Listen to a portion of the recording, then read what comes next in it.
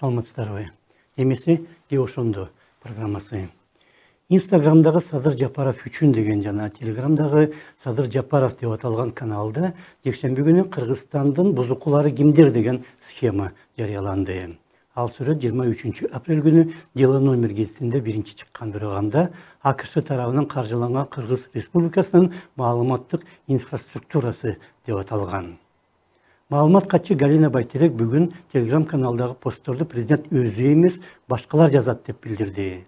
Аны менен кошо Instagramдагы пост жок кылынды, бирок Telegramда чыккан маалымат турат. Байтеректин айтымында президенттин бир гана каналы бар. Ал Кыргыз Республикасынын президенти деген сайт. Азыр адистер президенттин атынан Telegramда маалымат жарыялангандардын издеп жатат. Бирок бир топ суроо туулат. Кимдир бирөө президенттин атынан маалымат жарыяласа, президенттин жардамчылары ага тыюу салыш керек же жок дегенде анын баарына катуу көзөмөл кылууга тийиш го. Андан тышкары маалымат катчы бүгүн билдиргени менен ката кеткенин жана президенттин аброюна шек тийгенин моюнга алып жатат жана түзүлгөн андай абалга президенттин жардамчылары жооптуу болуш керек го. Мындай опурталуу абал биринчи жолу пайда болгон жок. Президент Жапаров Ташкентке мамлекеттик сапар менен барып келгенден кийин анын маалымат кызматы Сох анклавына Кыргызстан коридор ачат. Ал эми Уңгартоону Өзбекстан Кыргызстанга кайтарып берет деп билдирген. Бирок кийин аны жокко чыгарууга туура келди. Уңгартоо дайым эле кыргыздыкы болгон, Сохко карай болсо эч кандай коридор ачылбайт экен.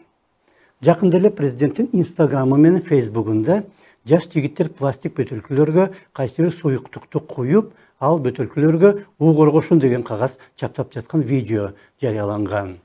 Уу коргошундун алчыландысы ысык түрүндө ковидтен айыктырат эмес, муздак ичкенде болсо адам өлүп да калышы мүмкүн экен. Саламаттык сактоо министри анын дозасын президент өзү айтып берип жатат деген. Биз 15 күндөн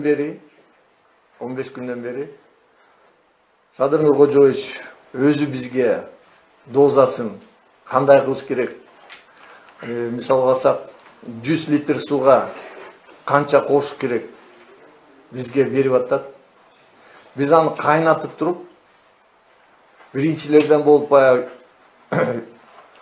3 литр, 5 литр баклажкага куюп жеткизип аттык. 15 апрелде чыккан ал видеону 19 апрелде Facebook жок кылганын, кечээ Кыргызстандын бузукулары кимдер деген тизмеге кирген маалымат каражаттарынын бири жарыялаган. Бирок Галина Байтеректин айтымында Facebook менен Instagramдагы эки пост тең, эки видео тең, сырттан эч кимдин келишүүсү жок кылынган. Демек, президенттин Инстаграмын анын президенттик кызматтары өздөрү эле башкарат экен да. Президенттин жардамчылары жана дегеле президенттик кызматтар же министрлер анын аброюна шек келтирген нерселерди жасаган бир топ башка учурду эстесе болот. Саясий себептерден соттолуп кесилген Садыр Жапаровдун эл арасындагы кадыр баркы социалдык тарамактарда чыккан маалыматтар аркылуу эбегисиз өскөнү белгилүү. Бирок андан бери ал расмий адамга айланды.